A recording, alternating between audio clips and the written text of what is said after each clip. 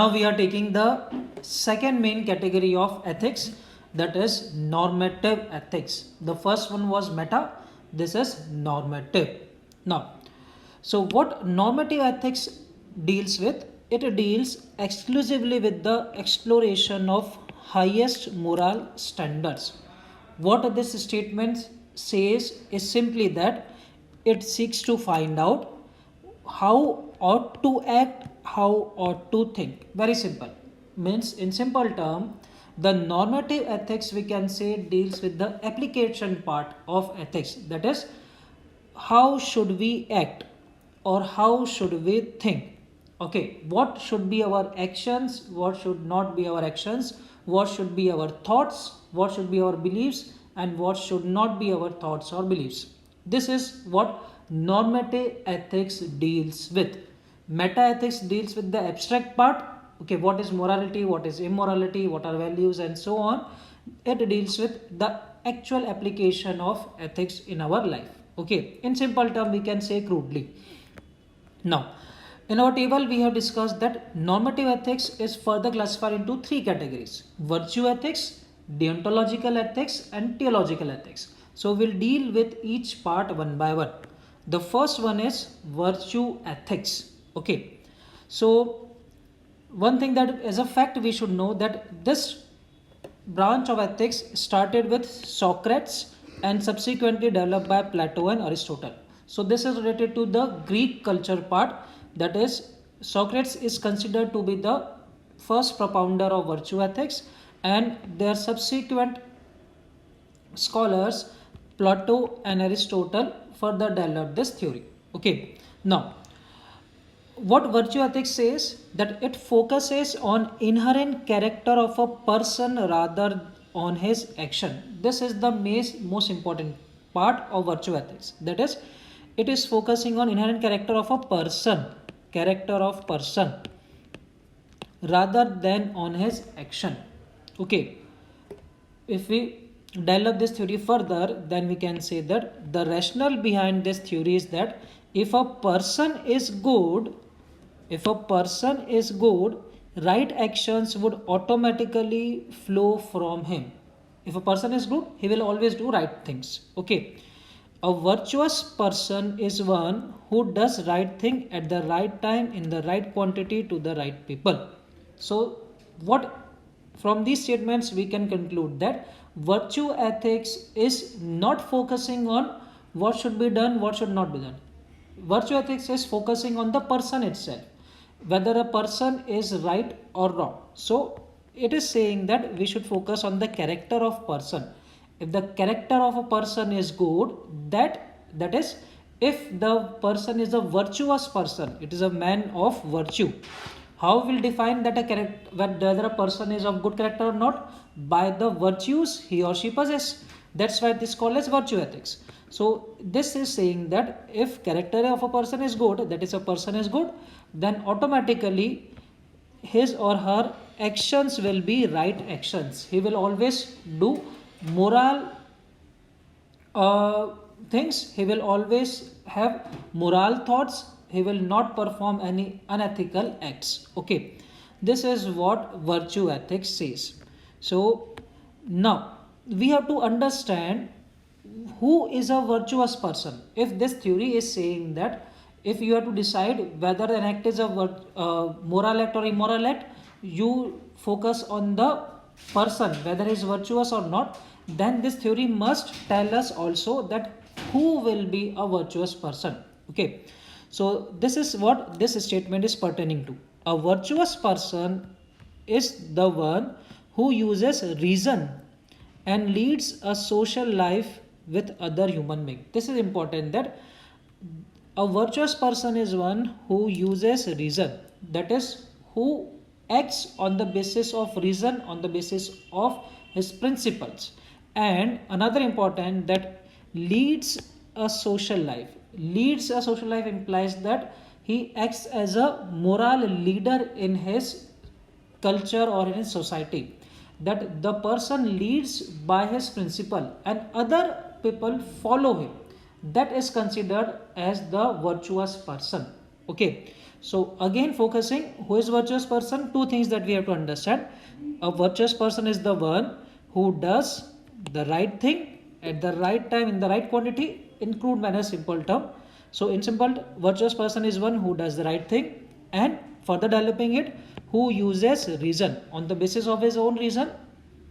Reason implies here his principles. On the basis of his principle, on his reasons, he is acting a moral performance. And another important, that person is leading his or her social life. That he acts as a leader, other people follow his actions. Okay. Now, having understood this theory also tells us that what should be included in a virtuous character. If we are saying that a person should be of good character, that is, he is a virtuous person, then what is implied by this virtue? So, virtue ethics says that a virtue is golden mean.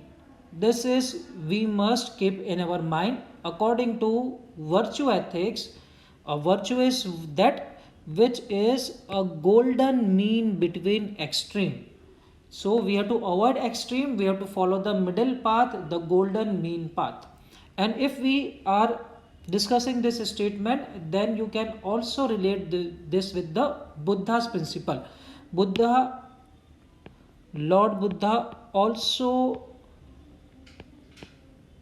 propounded this theory also, that is the theory of middle path. Okay, so whenever you get a question about virtue ethics, you relate with Socrates, Plato, Aristotle, and further you can relate it to the Buddha. That is golden mean principle.